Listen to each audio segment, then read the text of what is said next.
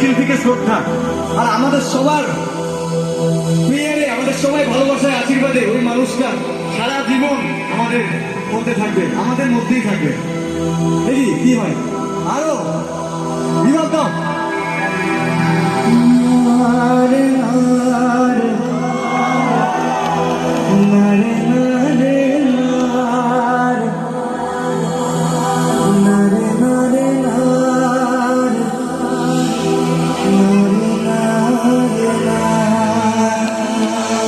লোকটা যেন কেমন বলেছিল যে আমি যখন মারা যাবো তখন এই গানটাই বাজবে। ও মাই গড।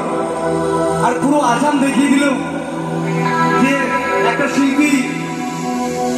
শিল্পীকে মানুষ কতটা শ্রদ্ধা দিতে পারে, একটা শিল্পীর গানকে মানুষ কতটা শ্রদ্ধা দিতে পারে। তো এই লাইনগুলো